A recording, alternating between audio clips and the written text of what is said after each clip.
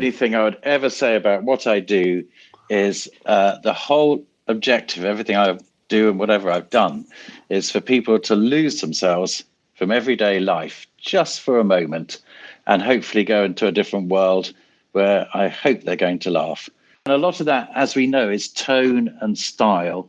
It's a question of how it's delivered. It's how it's made and how it's delivered, which is very important, to be respectful to the original. And that is very much my intention.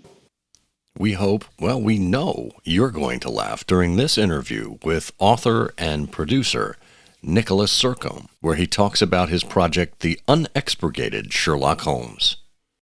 Support for I Hear of Sherlock Everywhere comes from listeners like you who support us through Patreon and Substack. Bonus material, thank you gifts, and more await at patreon.com/IHearOfSherlock and at ihearofsherlock.substack.com.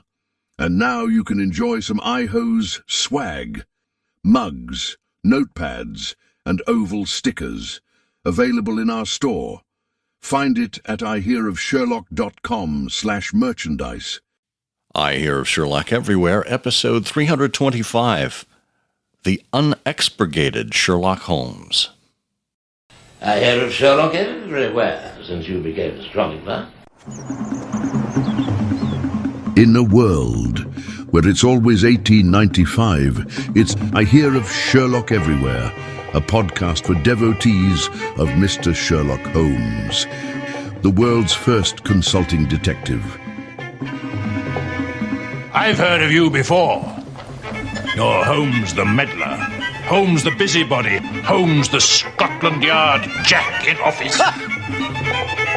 The game's afoot as we interview authors, editors, creators, and other prominent Sherlockians on various aspects of the great detective in popular culture. As we go to press, sensational developments have been reported. So join your hosts, Scott Monty and Bert Walder, as they talk about what's new in the world of Sherlock Holmes. You couldn't have come at a better time! I'm Bill Curtis. This is I Hear of Sherlock Everywhere. Now here are your hosts, Scott Monty and Bert Walder. Oh, thank you so much, as always, Mr. Bill Curtis. Yes, this is I Hear of Sherlock Everywhere, the first podcast for Sherlock Holmes devotees where it's always 1895. I'm Scott Monty. I'm Bert Walder. And Bert, are you expurgated today? I'm largely extinguished, but there's a little smoking still coming from my nose. So I'm hopeful that all the fires will be out shortly. Well, I have to say, I am more of a fan of the unexpurgated Bert Walder than I am of the expurgated Bert Walder.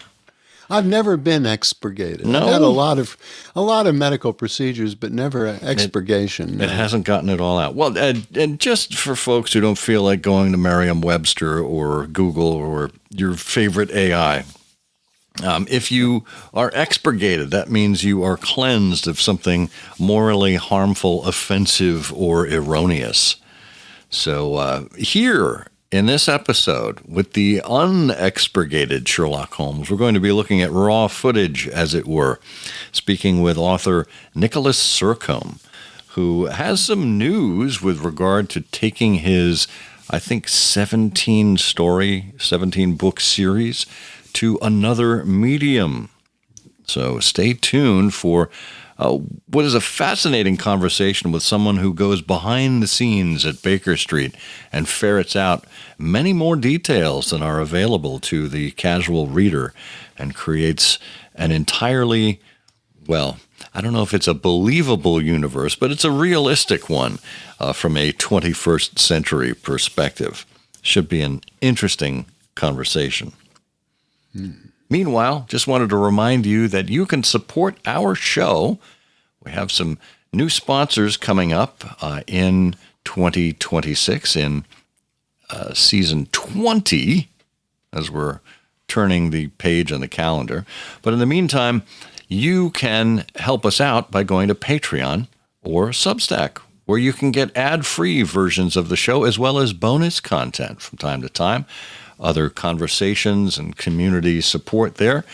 And we encourage you to join at the platform of your choice. For as little as $1 a month, you can help keep I Hear of Sherlock Everywhere on the air for season 20. Or if you withdraw support, you can take us right off the air. That works too. But we have links in the show notes to both of those, or you can simply go to patreon.com/I Hear of Sherlock and ihearofsherlock.substack.com.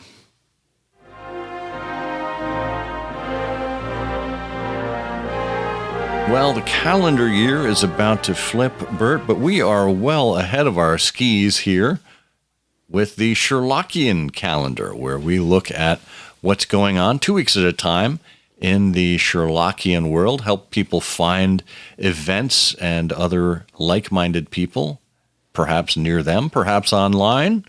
But you can find all of this at Sherlockiancalendar.com, and we turn the page now to the middle of February 2026. Where do we find ourselves? The middle of February. Well, February is a short month. We're missing a couple of days. And amazingly, this is one of the times of the year when there's just not much going on in the world of Sherlock Holmes. There really are only, a handful of events. We could start on the 16th of February in Columbia, Maryland, where our pal Matt Hall in Columbia, Maryland, will be having a dinner meeting of Watson's Tin Box of Ellicott City. And you can find out more at watsonstinbox.org. And actually, we're going to use a time machine and go back one day to Seattle, Washington. I don't know if we covered this in the previous episode. The Sound of the Baskervilles are meeting in Seattle. It's an in-person meeting. You can find them at soundofthebaskervilles.com. Oh, thank you. So I guess last time we stopped on the 14th. We stopped with the love of Valentine's Day, yes. Oh, very good. Okay, so we've got Seattle, Washington on the 15th, Columbia, Maryland on the 16th, St. Charles, Missouri on the 20th. The Harpooners of the Sea Unicorn are having a meeting. Jonathan Bassford can tell you more, and you can check them out at harpooners.wordpress.com. And if you happen to be in or around Stager, Illinois, the South Downers are having a meeting. Phil Angelo is your contact there, and you can find more about them at southdowners.com. And we end the month on February 28th, Mechanicsburg, Pennsylvania. The White Rose Irregulars, Denny Dobry, is having a meeting, and you can find out more from Denny Dobry. Well, that is all we have for the second half of February 2026. We do encourage you, if you happen to belong to or run a Sherlockian organization, to get in touch with Ron Fish there at Sherlockiancalendar.com. You can find his contact information there, and he would be delighted to learn about what you're doing and when, and how people can find out more about it. It's all part of Sherlockiancalendar.com.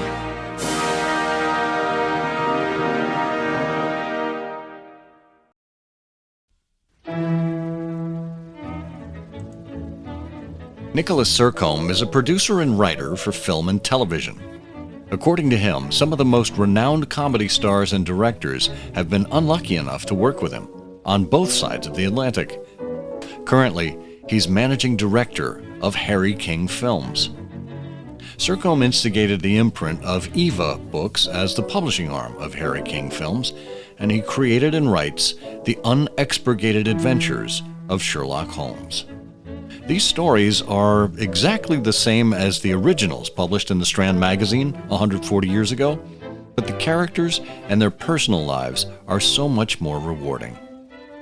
These versions portray the true humanity of Holmes and Watson behind as well as in front of the camera. And speaking of the camera, there's a developing story here. A bringer together of creative talent, Nicholas Sercombe has split his time between London and Los Angeles for the last 20 years. Nicholas Sercombe, welcome to I Hear of Sherlock Everywhere. Thank you very much for having me along.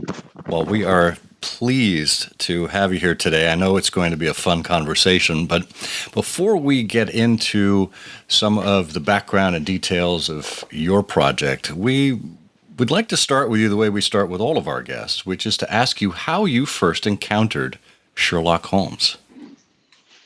I first encountered Sherlock Holmes when I was an early teenager, and it was my father's side, who was very much an editor, a writer, more on the sort of journalistic side of things, and also master printer. And he said, you should really be reading some of this, and gave me a Conan Doyle journal. And that's when I started reading, probably around about 13, 14 years old. That tracks pretty well with what we hear from most people that come into Holmes about that adolescent stage. And there's an appreciation for the storytelling, certainly, of Sir Arthur Conan Doyle and the wonderful characters here. And it seems to me that this has provided ample, fertile ground for you as you've explored the characters in a very different way. What kind of a background do you have as a writer, as a creator that's led you to this point? First of all, I'm always looking at the humorous side of life. Anything I see, anything I hear, especially if it does make me smile. I can't help subverting things, in a nice way. I will look at anything and think, I wonder what would happen if he fell over there, or, slipped up his lines, or, said the wrong word, or wonder what they would do next. So I have that natural propensity. And I've come from that as a script writer, which started when I was about 13 years old. We made amateur films. I say we, it's me and my brother-in-law, because I later on married his sister. And I always looked at the humorous side of things. And when I started reading Sherlock Holmes, I couldn't help thinking about the human side of the protagonist and thinking, well, you've just solved this case. Surely you would want to celebrate in some sort of way. And that's how it really started. And then I was sort of thinking, well, what happens when, say in my version, Mr. Gingernuts, the Red-Headed League, when they get their client, this man comes in and basically tells them a story that he has lost nothing. We all know it turns out to be a bank robbery, and it's a very clever construction. But it starts off with the man coming in saying, look, I've been paid all this money, it's been cut short, and I'm upset. So actually a man comes in and has lost nothing, has basically, what is the complaint? To my mind of thinking then, the human side of Holmes and Watson might take over and actually sort of think, well, what are you doing here? And would question it. So it was always me looking at Sherlock Holmes in a way of a more human way. How would you react to these things? Those moments of euphoria when you've cracked the case. And why didn't they do it? It's fascinating. We do get glimpses of that occasionally from Watson. We do. A little crack into the true personality. And, we belong to the worldwide literary organization, the Baker Street Irregulars, which was founded... I know, yes. Founded in 1934 by Christopher Morley. And Morley wrote a book in the 1940s called Sherlock Holmes and Dr. Watson, a textbook of friendship. I wonder how you see, both in what we experience in the written word of the canon, as well as your imagined backstory, the unexpurgated Holmes, as we say, the things that aren't brought to life. How do you see this friendship? Originally, I see it as a very straightforward, personal, but still with very rigid lines between the two of them. The fact that they're calling each other by their surnames tells me that, just for starters. There is great respect for each other, even though we know that Holmes has the superior intellect, and certainly on this way of looking at people and looking at life. But to me, yes, there's a friendship, there's an interdependency. So with Unexpurgated, I wanted to really bring that out and work on that friendship, a burgeoning friendship. Now, so far there are 16 books in the Unexpurgated series. Now, we haven't quite got to the point where they've got nicknames, but we're getting very close, because the whole idea of this series is a burgeoning relationship. They're getting closer and closer. Now, after book 6, Watson ditches his life as a doctor, as a medic, and now becomes a full-time writer, because obviously he's making a lot of money out of it, much more money than being a private practitioner. Now, at this moment, when that interdependency becomes really crucial, without Holmes, he has no stories, he has no material. On the other hand, without Watson's friendship and without Watson writing these chronicles, as they call them, without writing the chronicles, well, where is Sherlock Holmes's career? Because I've got his career, again, on an upwardly mobile tract, to the point where in book 12 and 13, even when they walk out the door and go across Hyde Park, they're recognized, they're pointed out. All of a sudden, Sherlock Holmes is very much a public figure. And much as he pretends not to like it, he does secretly like it. There is an ego inside him that needs a little bit of polishing. And so what I'm doing with this is taking Conan Doyle's idea of the interdependency, making that much, much greater, giving it much more power. And then they just become closer as friends. Now, the other thing that I've always noticed with friends is, especially when you live together, and my Holmes and Watson start off being in their late 20s, what happens is that as you get closer, you play pranks on each other. You play tricks on each other. and you set each other up for the laugh. Now, what I do is, right from A Balls Up in Bohemia, from the first one, we know that that Mary Morstan is unfortunately a female impersonator. And so what I wanted to do was get rid of Watson's wife as quickly as possible, because I just wanted Holmes and Watson to live together. And by doing that, of course, they become closer. They become more dependent upon each other. So what's happened is that Watson goes around to see Holmes and declares, Mary is a man. And but of course, Holmes knew all the way along. Of course he did. He knew all the way from the start, and puts up a very weak protestation and says, look, that night at the Ritz, didn't I tell you he had rather large hands? Didn't I tell you had a scarf around the neck and all this sort of thing? And he goes, yes. But you never told me that you thought he was a man. He said, that's enough, surely, for an intelligent man. But he knows darn well that he set him up. And again, whenever someone's set up, and I had a friendship with a friend of mine called Glyn, who was awful for this, is you want revenge. And, as soon as you've been set up and you've been humiliated, it's time to get revenge. And of course, Watson does that to Holmes as we go through. And they're always setting each other up a bit. And that, to me, is part of the friendship. The more you can do that, the more fun you can have with them. And what I've also done is say, for instance, Conan Doyle never mentions money really when it occurs with Sherlock Holmes. I decided it would be much better to sort out money with Watson. And therefore, again, there's a dependency from Holmes onto Watson, because without Watson making sure the rent is paid, there's enough money for food and water, then where are they going to be? So throughout my series, I give them money and then I take it away again, because they've always got to be scrimmaging. They've always got to be thinking, crikey, how do I do this next? How do we get over there when we've only got a farthing? We can't get to there. And Holmes disregards money, and he'll just say, fine, we're going to go and see Paganini this afternoon.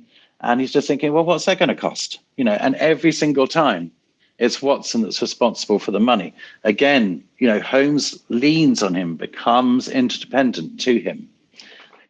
So that's the way I've sort of tried to develop these characters, give them obviously much more of a sense of humor.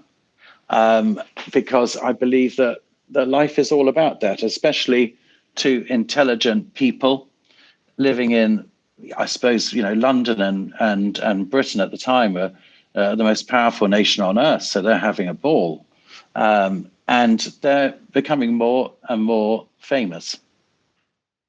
Yeah, I've often wondered, just to myself mostly, how Holmes was ever able to go out after he became famous, particularly wearing that ridiculous hat, because I can't imagine too many other London gentlemen walking around with such an easily identifiable costume such as that.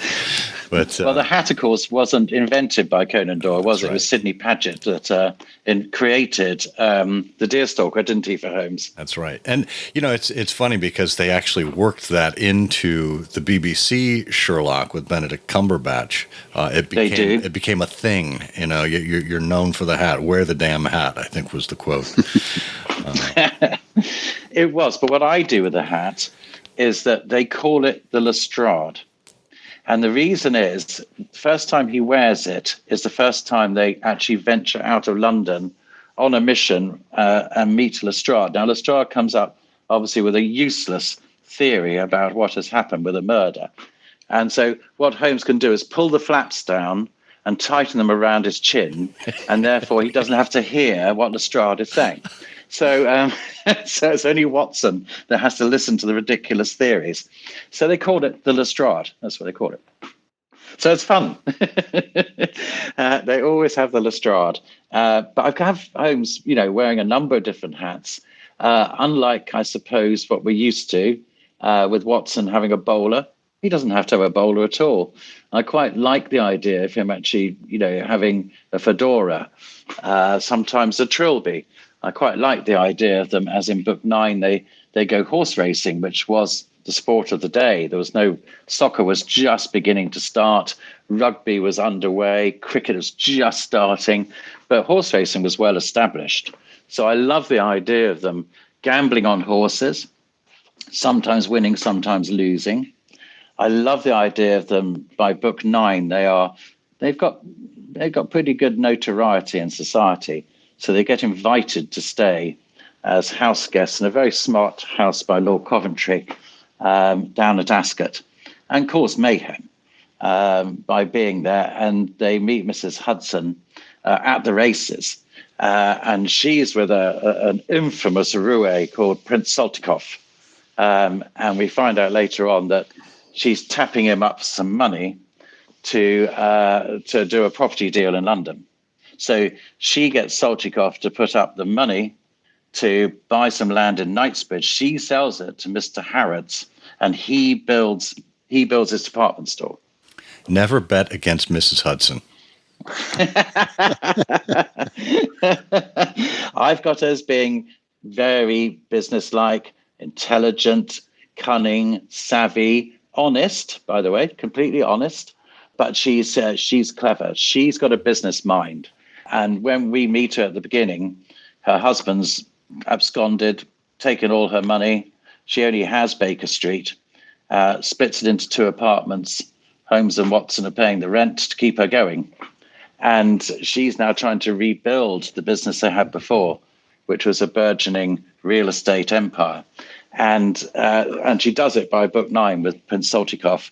She actually gets back on the property ladder and starts to make some money. But she's a strange fish in my version, where she doesn't trust men anymore because of her husband absconding. So she's very wary of men and keeps them at arm's length. Particularly Holmes and Watson, she keeps it slightly at arm's length. Well, you've clearly got great love for these characters, and all the details. I mean, even in the first book, we find out exactly why Mrs. Turner is there and who she is. And as we go through the series, you tell us something about Holmes's background, don't you? You tell us a little bit more than we've ever known about Holmes's family. In Unexpurgated, there are 4 protagonists, because I include Moriarty and I include Mrs. Hudson.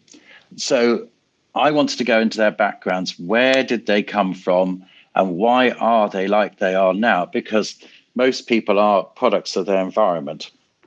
Well, I believe that anyway, particularly with your upbringing. So, for instance, I mean, we don't know, we never knew where Sherlock Holmes was educated. But I decided that actually he went to Westminster. Now, the reason I did that is because I always see Sherlock Holmes as urbane. You know, he's a man that's spent most of his life in London. Maybe he's traveled a little bit, but not much. So therefore, I see him as Westminster. But we don't find out, by the way, until book 9.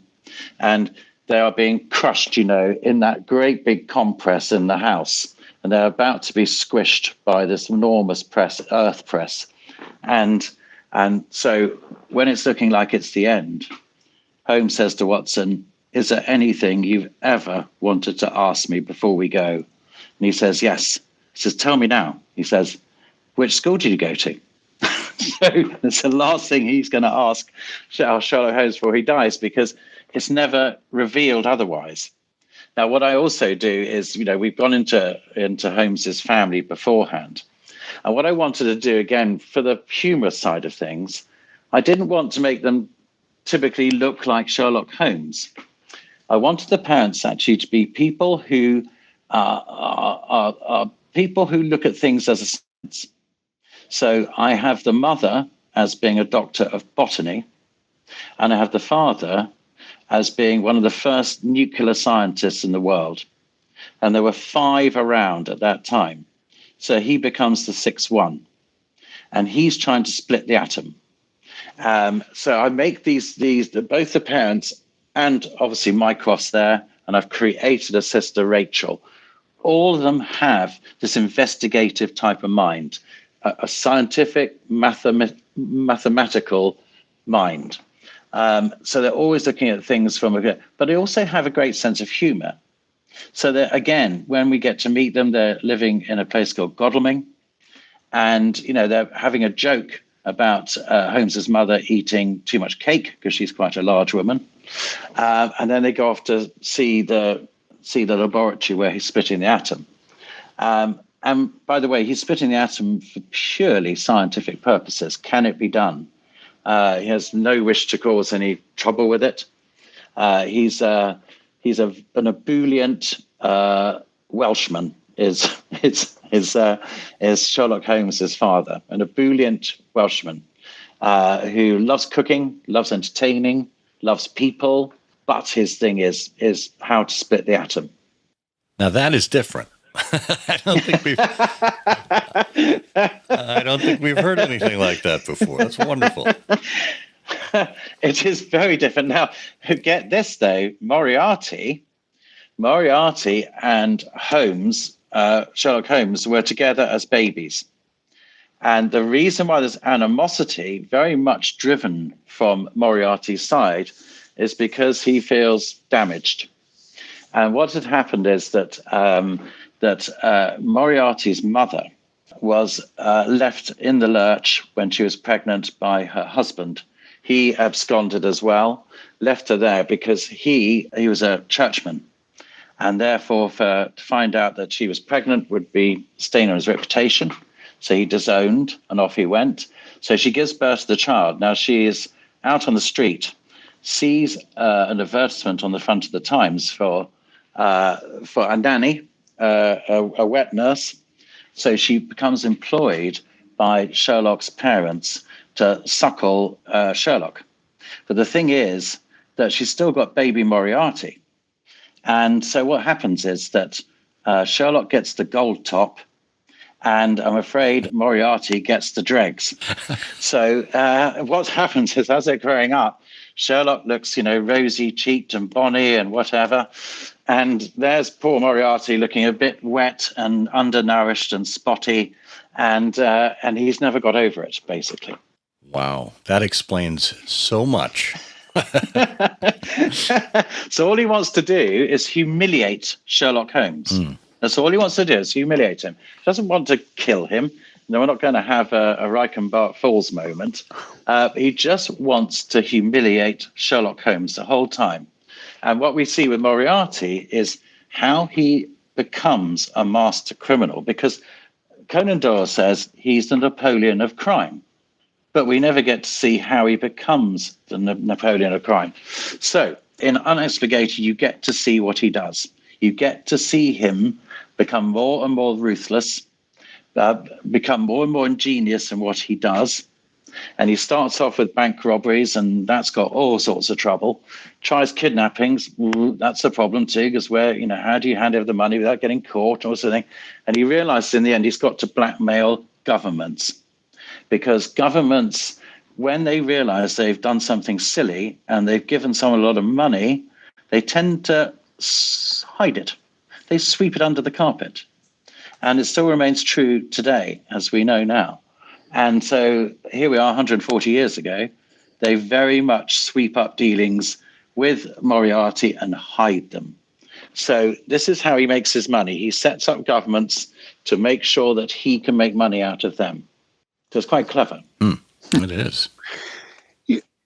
It's interesting that particularly your description of Holmes and Moriarty's relationship, that's so sort of reminiscent of things like Tom Jones, and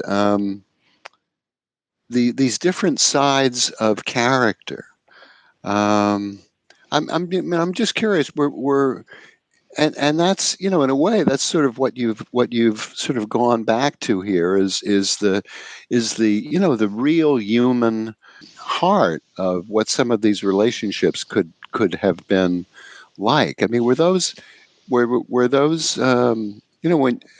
in your background, were you sort of immersed in all of those classics and things like that, and was that part of your reading?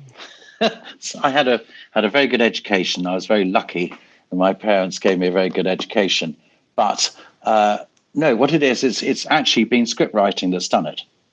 I mean, my English master at school, and actually there were several later on in school, they're probably spinning in their graves right now to think that here he is. He's got books and he writes screenplays, but it was writing screenplays that made it more than anything else. I mean, I did an animation years ago, 20-something years ago, and I got Brian Blessed to come along and read one of the voices. And anyway, he sort of gets hold of me and he goes, Nigel. And I'd say, no, it's Nicholas. He goes, Nigel. He says, this is, I've never, ever seen a character descriptor that goes on for one page. And I said, well, you've got to know, Brian, which finger he's going to pick his nose with. And he says, well, I do now, And I'm always a great believer that you have to get into people's characters so deeply to find out why they do things. Otherwise, we never know. And so that's what I've done with Unexpurgated, is get into them as deep as I possibly can to make sure the motivations work. Why do people do things? When it's the old thing of sort of you create sort of 10 characters, you put them in a room, someone throws a bomb in from outside, and what does each one do? One will jump out the window, one will throw themselves on the bomb and say, right, I'll save you all.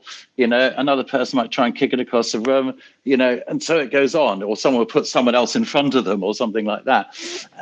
That's what I like to get into the characters that deeply. Well, that's wonderful.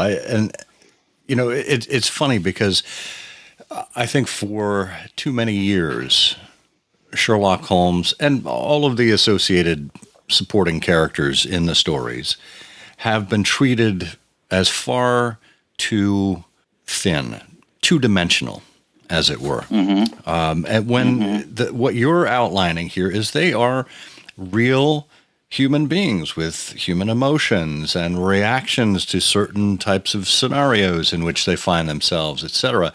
And what you've done is you've brought this very realistic type of scenario to the page and shortly to the screen. We'll talk about that in a moment. But this, I think at once it becomes more relatable. Of course, it's easy for Watson to script this all out and to present us a scrubbed version of Holmes as he appeared in the Strand magazine. But I mean, we've even talked amongst each other, just off the cuff. Well, what were the restroom facilities like at Baker Street? I mean, they must have Precisely. they must have had to use the loo from time to time, but we never see that, right? Well, worse still is that, human beings, and especially when you're younger, everyone has certain needs. You can't live just on food and drink alone. And you have certain needs, and they might be to go gambling, to a certain extent, which I covered a little bit. But, they also need to have some intimacy.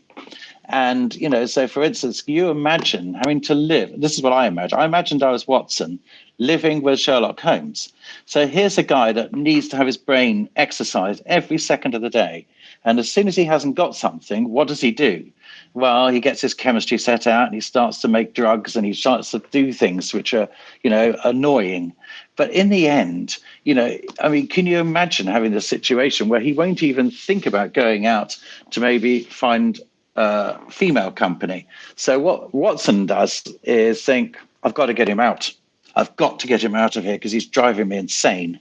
So, and Watson doesn't take drugs. He's not interested. He's always trying to stop Holmes from doing it. But he realizes the guy's got a very, very active mind. So he takes him out and gets him basically. That's what he does, gets him out. Because he's an intolerable person to live with. Now, Holmes will say, all right, I'll give you 2 hours of my time, of my mind and my body, if you like, and I'll take time out. But otherwise, he's impossible to live with. And Watson's just, going insane. So he gets him out and he takes him around to a local establishment, which gets him well and truly sorted out. Well, I think this is a first for I Hear of Sherlock Everywhere. I'm just being human. That's all I'm being. Of course, I'm just of saying, course. Human beings need certain things, and they need to have exercise, they need to have sex, they need to eat, they need to drink, and so it goes on. And so I that's part of their humanity. Watson has a slightly livelier attitude towards a sex life, but Holmes hasn't got time for it. And I think that's fitting in with the Conan Doyle Sherlock Holmes. That's the true thing. Women don't come into his life apart from Irene Adler. That's the only woman that Watson says he ever took an interest in, and may have even fallen slightly in love with her. But otherwise, he doesn't do anything. And same with money. He's not interested in money. But these are things that Watson definitely is interested in.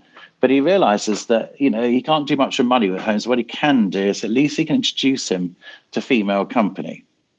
Now, what I do also is I play with this to a certain extent because obviously Holmes knows Watson's a bit naughty. He's a bit of a dog.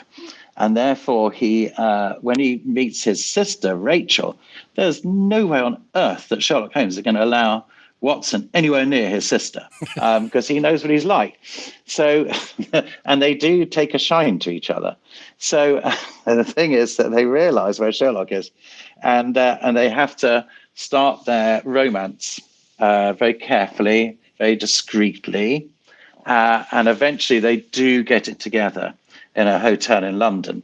But Watson does a very stupid thing because he doesn't want to. He's obviously quite well known by this stage. He's the author of these chronicles, which 500,000 people are reading every time. And so he gives his name at the desk as Lestrade, okay, so he's not caught in the hotel. Well, of course, the concierge knows Lestrade and phones him up. So Lestrade comes around, catches them in flagrante. Now he has Watson in his hand. Okay, now he can come up with any theory he likes in front of Sherlock Holmes. And Sherlock Holmes will look at Watson. It's the usual type of, drivel, absolute drivel. And Watson will say, no, I think there's something in it. I think he's really nailed it this time, I think he's really, really coming on. Holmes just cannot believe the transformation of Watson because otherwise Lestrade is going to tell Sherlock Holmes all about the relationship with his sister. So he has him over a barrel, yeah? And it's like all these sort of things. It's quite soapy in that respect, Unexpurgated. There's a subplot that I'll run just for, 3 or 4 books, and then I'll resolve it one way or the other. It's like we have a gun as well. So early on, Conan Doyle put in this fact that because Watson was ex-army, he must therefore have a weapon. And so Sherlock Holmes assumes the same thing and says, right, bring your army revolver. Well, in my version, they close the door and Watson goes, "What army revolver? He hasn't got one." So, because he's a doctor. So what he does is he sends his nephew round to the pub to buy a gun. But he hasn't got much money, so he gives him half a crown, which is about 12.5 pence. And he gets a gun. And boy, does he get a gun. Wow, it's really something else. It's not a tired old, sort of six-shooter. No, this is the real thing. And it's a whopping great gun called a Holland. And it's a .6 Magnum or whatever. And it was actually Holland's made this in 1875. But nobody wanted it because it was too powerful. So in other words, it would blow your hands off. I mean, it was a ridiculous gun. And it was actually made. So the reason the nephew picks it up cheaply is because nobody wants it. Well, as soon as Watson turns up with this gun, shows it to Sherlock Holmes, which, by the way, you can't. It's not like Clint Eastwood. You can't put it in a holster. It has to go in his medical bag, there's a lovely sense of irony there, isn't there? That he's got a gun in a medical bag. And so then he shows it to Holmes, and Holmes says, you can't let this thing off unless you stand with your legs apart, keep your arms moving, whatever, and even then you'll be in trouble. So they never let the gun off. They don't dare fire the gun. In the end, they're being attacked by a mad dog at the end of book 12, and Watson has to use the gun. He does destroy the mad dog, but he ends up in hospital. Both his wrists are broken. So, but he's thrown, 20 yards, back. So eventually I had to let the gun off. Otherwise, what's the point in having it in the first place? But things like that, I ran that subplot for around about 9 books, that they had the gun but never use it. Wow.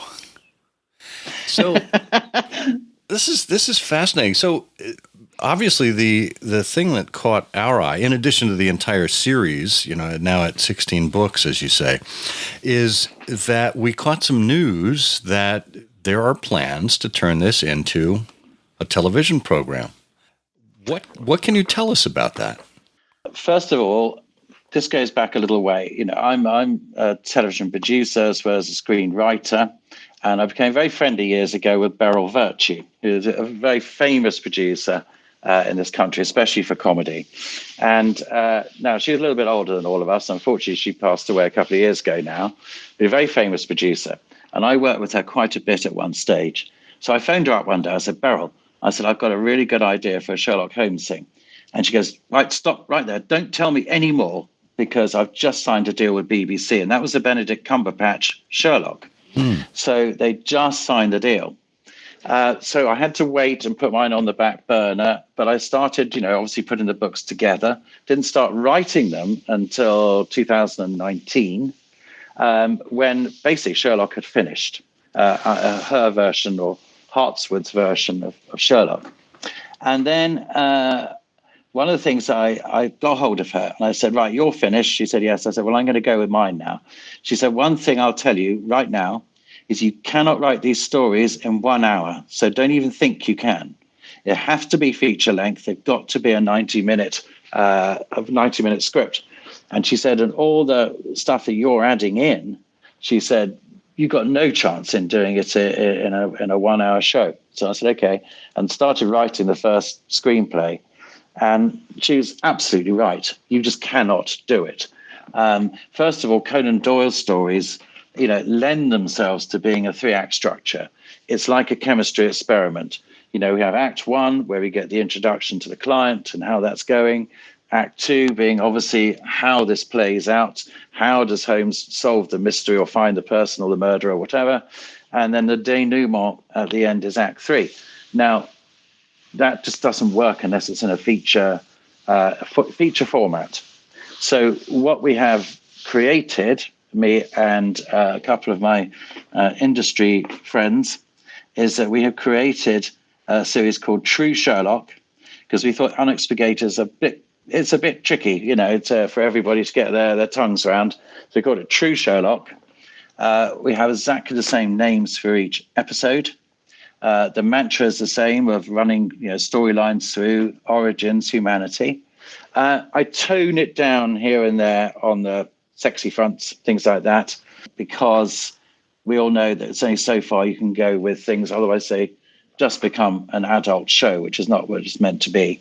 So it's not going to be quite 4-quadrant, still going to be 10, 12 years plus, but not something that you would be worried about, putting in front of your family, providing they weren't, too small. So it's meant to be fun. We have got to the stage now where there's distinct interest to make it. I can't tell you, unfortunately, too much at this stage, but distinct interest to make it, which is, it's really reassuring in a world where there's a lot of Sherlock adaptations, being interpreted visually. So it's really quite a heartening thing. We have ideas about who would play the lead roles.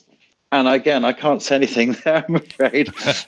But put it this way, we've got 3 of the 4, okay? Oh. 3 of the 4 protagonists who would love to play those roles, which is super. And if I recall from reading the reports, this will be an animated show. Is that right? Well, okay. Now there's a second development where we were approached over in America to say, would we be interested in doing an animated version?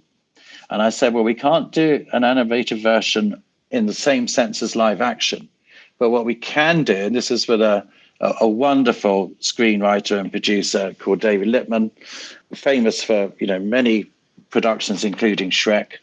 So I teamed up with him, and what we're doing is we're doing a different version for animation. Now, what that does is take some of the essence of Unexpurgated, but what it doesn't do, it doesn't play out the stories as we've done them originally. So what it does is it condenses them. It makes them more user-friendly because they've got to get into 40, 45-minute shows. That's what they've got to do. But it's only in development at the moment. Okay. But it's coming along very well. So the true Sherlock is live. It's a live action version, action, an okay. interpretation of the books as they are. But, as I say, made sure that they're available to a broad and wide audience. Yeah. Very important. Wow. Well, that's exciting news. And I love that we're hearing directly from the horse's mouth, so to speak. Not that. Well, I just got to stay alive long enough to actually produce them. That's what I got to do. There's 64 to do. Wow. I mean, that's quite a task when they're 90 minutes long.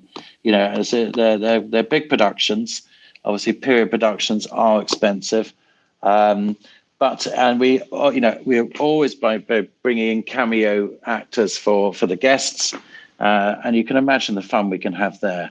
Some of the people we can bring in, the Holmes and Watson, you'll have heard of, but we don't make them they're not at the moment, they're not Premier League stars. I hope they will be after they do this.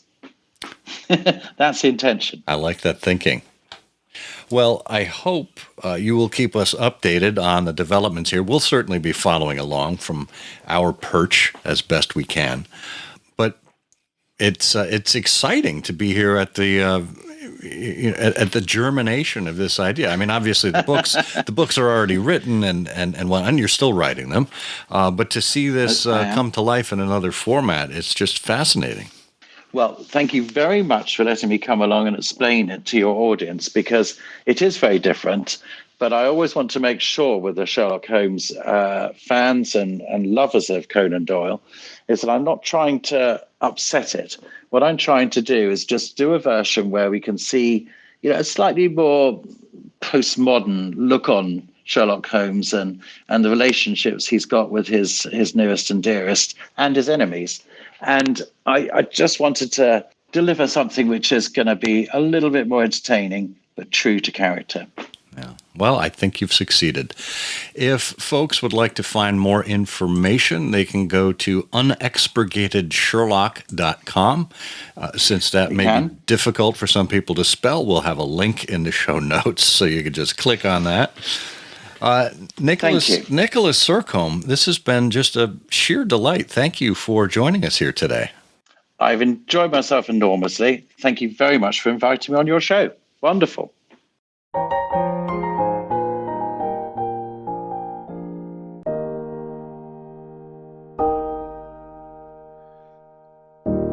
after we finished speaking with Nick, for a few minutes, he made the point that, his approach for all of this has been to think about the tone and style and have respect for the original. And I think, those are really important points. And also, what occurred to me when we were in this conversation is that we've seen some of this before, in its work. For example, back in 1977 with John Cleese's The Strange Case of the End of Civilization as We Know It, which explored, let's say, a very different comic take on Holmes and Watson. And even in Billy Wilder's Private Life of Sherlock Holmes, when we have Watson dancing with the dancers and we're wondering about Holmes's sexuality and things like that. So we've seen things like this before. And it's interesting that Nick has gotten into this through thinking about, well, first of all, through script writing, but also by getting into the motivations why people do what they do. And, it's a nature of comedy that when you take things to an extreme point is one sort of path to being funny. So there's a context for this. Yeah, there really is. And I'll even give you a third one, and that is, I think it's from 88, Without a Clue. Oh, right. Michael Caine and Ben Kingsley. And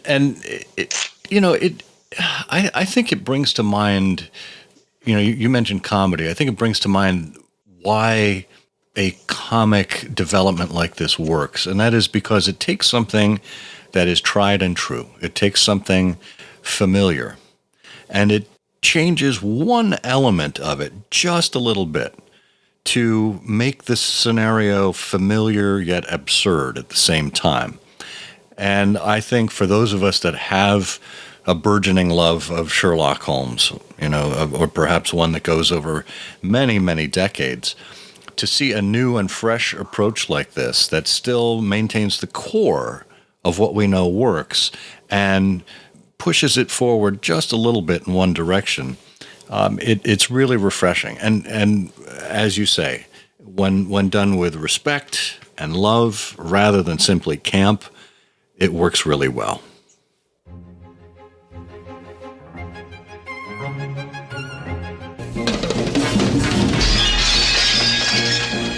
I beg of you, begin an investigation. Based on what? Your imagination. Hello, my name is Christian Mongard and I am a Sherlockian and film critic from Denmark, and I'm really honored to be given the opportunity to talk to you about films and Sherlock Holmes, two of the things that are really dear to my heart.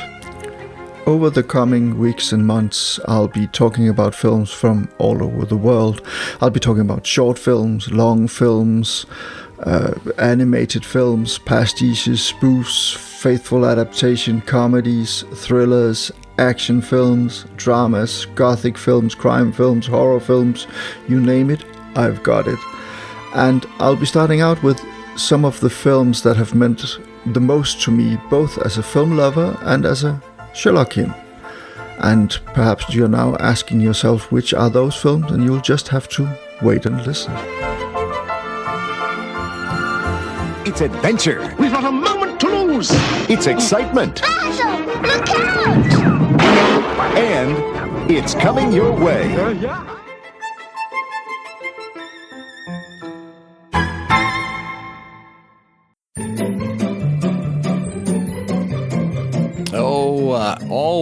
Always looking forward to the quiz program of all quiz programs. That's right, it's Canonical Couplet, where we give you 2 lines of poetry and ask you to match your knowledge against us and Sherlock Holmes.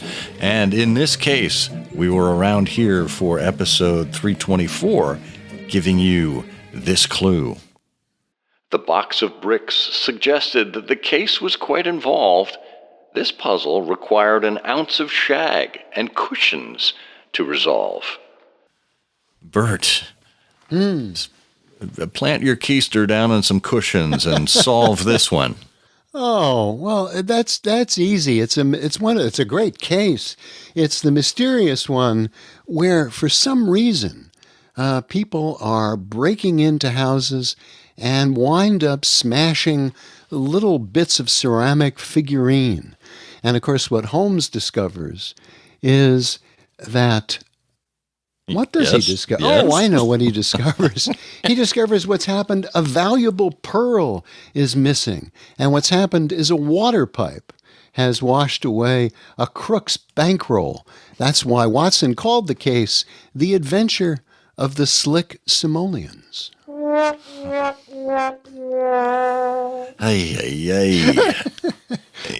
that worth waiting for? Maybe not. I was hoping with 2025 ending you would go out on top.